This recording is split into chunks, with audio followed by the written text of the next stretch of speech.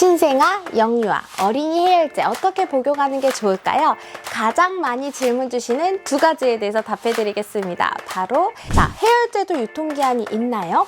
병원에서 받고 남은 해열제 어떻게 하면 좋을까요? 오늘은요, 이 신생아부터 어린이까지 해열제 먹이는 방법, 우리 아이들에게 맞는 해열제 용량 쉽게 계산하는 방법, 과연 교차 복용은 꼭 해야 하는지, 이런 해열제 관련된 고민, 이 영상 하나로 종결할 수 있는 내용을 준비해 보았습니다. 약사로 15년간 일하고 있는데요, 이 해열제 이슈와 논란은 끊이지 않고 있습니다. 의료계에서도 해열제 교차 복용을 권고하다가 해열제 교차 복용의 부작용 등으로 인해서 이제는 권고하지 않는 추세입니다. 이 아이가 열이 나는 것도 불안한 상황인데요. 전문가의 다양한 의견 혹은 카더라를 통한 거짓 정보가 더해지면서요. 이 양육자 입장에서는 굉장히 혼란스러운 경우가 많은 것 같습니다. 저 역시 5살 아이를 키우는 엄마로서 부모님들의 이 불안하고 걱정되고 염려되는 마음을 잘 알고 있습니다.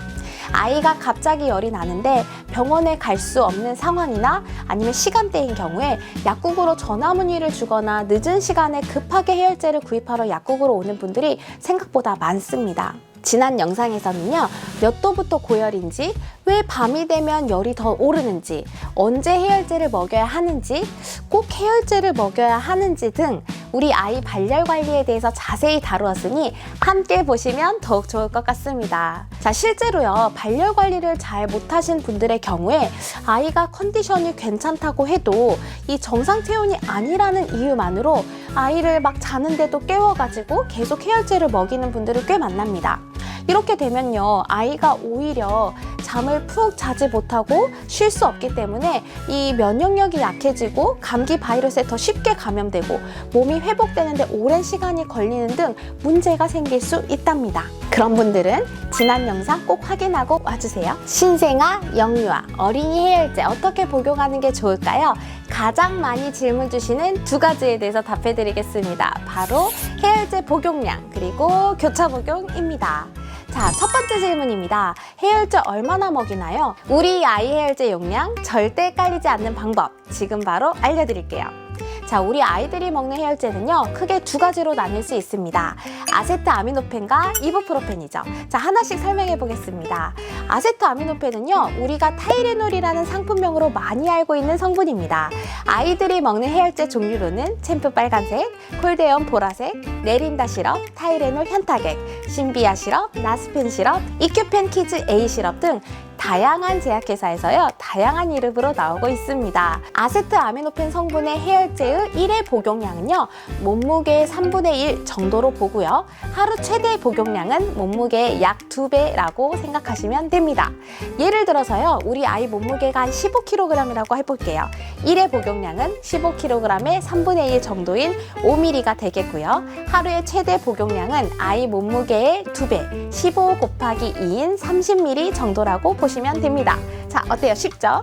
똑같이 이부프로펜을 한번 살펴보도록 하겠습니다. 이부프로펜은요, 소염, 진통, 해열작용을 가진 약입니다. 특히 우리 아이들이 열이 나거나 아니면 목이 부어서 염증으로 인해 아플 때 먹는 약이기도 합니다. 챔프 파란색, 콜데온 주황색, 어린이 브루펜 시럽, 키즈앤펜 시럽 등 역시 다양한 이름으로 다양한 제약회사에서 나오고 있습니다. 이부프로펜 성분의 해열제의 1회 복용량은요, 몸무게 한 3분의 1 정도로 보고요. 한 번에 먹을 수 있는 최대 복용량은 몸무게의 절반까지라고 말씀드립니다. 하루 최대 복용량은요, 몸무게의 약 2배 정도라고 생각하시면 좀 더 편하실 거예요. 몸무게가 아직 30kg이 안 된다면 하루 용량은 25ml를 넘지 않도록 해주세요. 예를 들어 볼게요. 우리 아이의 몸무게가 15kg 정도라면요, 1회 복용량은 한 3분의 1인 5ml에서 절반인 7.5ml까지 먹이실 수 있습니다. 하루 최대 복용량은요, 아이 몸무게 15 곱하기 2인 30ml가 되겠죠. 잠깐! 이때 아이의 몸무게가 아직 30kg이 넘지 않았기 때문에 하루 최대 복용량은 30ml가 아닌 25ml로 보는 게 맞습니다. 두 번째 질문, 해열제 교차 복용은 꼭 해야 될까요? 2시간, 4시간, 그 기준은 왜 다를까요? 자, 먼저 교차 복용이란 무엇인지 한번 말씀드릴게요. 자, 교차 복용 말 그대로 이 성분 다른 두 가지 해열제를 교대로 복용하는 것을 말을 합니다. 자, 예전에는요, 마치 아이가 열이 난다고 했을 때는 무조건 교차 복용을 해야 되는 것처럼 의무사항으로 여겨지던 시절이 있었습니다. 하지만 지금은요, 의학 교과서에서도요, 교차 복용으로 인한 부작용 위험 때문에 오히려 권고하지 않는다라고 되어 있습니다. 이전 영상에서요, 제가 해열제를 복용하는 이유가 굳이 열을 떨어뜨린다기보다는 아이의 불편함을 해소하기 위함이라고 제가 말씀을 드렸었죠. 이런 면에서 봤을 때는 굳이 교차 복용을 하는 것이 열을 떨어뜨려서 아이의 대사력을 떨어뜨리는 위험성은 있고 아이의 불편함은 개선해주지 못하니 굳이 할 필요가 있을까라는 생각이 들게 하는 부분입니다. 결론은요, 대부분의 경우는요, 우리 한 가지 해열제만 먹어도요, 편안함을 제공하는 데는 즉 효과가 있습니다. 하지만 아주 드물게 단독 해열제 사용만으로는 열이 떨어지지 않는 경우가 있죠. 그런 경우에는 교차 복용을 고려해 볼 수 있겠습니다. 해열제를 교차로 복용하는 경우에는요, 이 부정확한 용량이 투여될 수 있습니다. 반드시 실제로 투여된 용량이 얼마만큼인지를 잘 기록해 두셔야 되고요. 모니터링도 잘해야 되고요. 그리고 수분 공급 또한 잘해야 됩니다. 자, 저는요, 그래서 어떻게 말을 할까요? 아이가 열이 나는 경우에는 굳이 두 가지를 처음부터 먹일 필요가 없고 한 가지 해열제에 먹여서 효과가 있다면 굳이 두 가지 먹이시지 말라고 말씀을 드립니다. 이때 만약에 교차 복용을 한다면 그 시간 간격에 대해서는요, 한 가지 해열제가 정말 효과가 있는지 없는지를 확인을 해야 되기 때문에 한 가지 해열제를 먹이시고 1시간에서 2시간 정도를 살펴보고 그럼에도 아이가 계속 불편해한다면, 그럼에도 전혀 체온 변화가 없다면 그때 다른 성분의 해열제를 교차 복용하는 것을 고려하라고 말씀을 드리는 편입니다. 자, 이제 의문이 해결이 되셨죠? 이번엔 해열제 관련해서 받는 다빈도 질문에 대한 답을 한번 준비해 보았습니다. 자, 해열제도 유통기한이 있나요? 병원에서 받고 남은 해열제 어떻게 하면 좋을까요? 당연히 해열제에도 유통기한이 있습니다. 우리 아이가 먹는 약인 만큼 반드시 그거를 지켜주셔야 되는데요. 자, 어느 정도이냐면요, 해열제를 처방받았을 때 권장하는 기간은요, 받은 날로부터 4주 이내에 먹는 것을 권장합니다. 당연히 이때 보관 방법도 잘 신경을 써주셔야 되는데요, 실온에서 직사광선을 피해서 보관해 주시는 것을 권장합니다. 자, 냉장 보관하면 이 보관 기간이 더 길어지는지에 대해서도 많이 물어보십니다. 아닙니다. 냉장 보관을 하더라도요, 보관 기간 자체가 길어지진 않습니다. 오히려 해열제는 현타객이잖아요. 그래서 냉장 보관을 한 이후에는요, 이 현타객 알갱이들이 막 지나면서 이 고루고루 분포가 잘 안 됐을 수 있습니다. 냉장 보관 하셨더라도 처방 받은 날로부터 4주 이내에 먹이시는 게 좋고요. 먹이시기 전에 반드시 흔들어서 먹여주세요. 자, 순간 헷갈려서 정해진 용량보다 더 많이 복용했습니다. 괜찮을까요? 어떡하죠? 정말 이런 경우가 많죠. 자, 어느 정도 허용 범위 안에서는요, 해열제를 용량을 좀 더 먹였다고 해서 크게 문제되는 경우는 드뭅니다. 그런데 아기가 연령이 어느 정도인지, 어떤 해열제를 얼만큼 많이 먹였는지에 따라서 이건 좀 달라질 수 있기 때문에 딱 정확하게 말씀드리기는 어렵습니다. 하지만 보통 만약에 해열제의 하루 총 용량, 복용할 수 있는 용량이 20ml 정도인데 아이를 한 10ml 정도를 먹여버렸다라고 하는 경우에는요, 추가적으로 해열제를 먹는다고 해도 하루 총 용량 안에서 넘어가지 않게 먹이셔야 되고요. 혹시라도 아이가 불편해하는 게 있다면 그땐 반드시 약국이나 병원으로 문의를 해주셔야 되고요.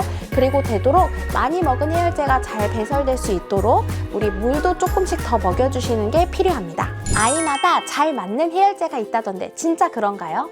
맞습니다. 우리 약에 대한 작용은요, 정말 사람마다 달라질 수 있기 때문에 우리 아이들도 아이들마다 좀 더 잘 듣는 해열제가 있을 수 있습니다. 저는 그래서 항상 해열제를 드릴 때 혹시 잘 들었던 해열제가 따로 있었나요? 라고 먼저 물어보는 편입니다. 그래서 그거에 따라 먹이는 게 좋고요. 또 한 가지, 아세트아미노펜은 해열 진통 작용이 주로 있고 이부프로펜이나 덱시부프로펜은 해열, 진통, 소염 작용까지 있다는 거를 잊지 마세요. 그래서 아이가 어떤 이유로 해열제를 복용하려는지도 이 해열제 선택에서 굉장히 중요한 부분입니다. 자, 그럼 오늘 영상 주요 내용 함께 정리해 볼까요? 우리 아이 해열제 먹이기 첫 번째 고민, 적당한 용량은? 해열제 한 번 먹일 때는요, 몸무게의 한 3분의 1 정도로 먹이는 것이 좋습니다. 하루 최대 먹일 수 있는 해열제의 총 용량은요, 몸무게의 약 2배 정도입니다. 자, 두 번째 고민, 교차 복용입니다. 교차 복용 해도 된다, 안 해도 된다? 자, 교차 복용은 반드시 해야 되는 것은 아닙니다. 단, 아이가 한 가지 해열제만으로 충분히 효과를 못 보거나 아니면 아이가 힘들어함이 계속 있을 때, 불편함이 지속될 때라면 다른 종류의 해열제를 복용하는 것을 고려해 볼 수 있습니다. 우리 아이 건강보호 채널 약 올리는 언니 미나약사TV. 자, 오늘은 우리 아이들 해열제 먹이는 방법에 대해서 한번 살펴보았습니다. 오늘 영상이 도움이 되셨다면 좋아요, 다음 영상이 기대가 된다면 알림 설정 꼭 부탁드리고요. 다음 영상에서는요, 콘텐츠로 꼭 만들어 달라는 요청이 있었습니다. 여름철보다 더 무서운 가을 모기. 자, 모기 물린 우리 아이 어떻게 대처해야 되는지 그것에 대해서 이야기해 보려고 합니다. 혹시 아이들 건강 관련 고민이 있다면요, 댓글 남겨주세요. 꼭 콘텐츠로 만들어서 보답해 드리겠습니다. 그럼 다음 영상에서 또 만나요. 안녕!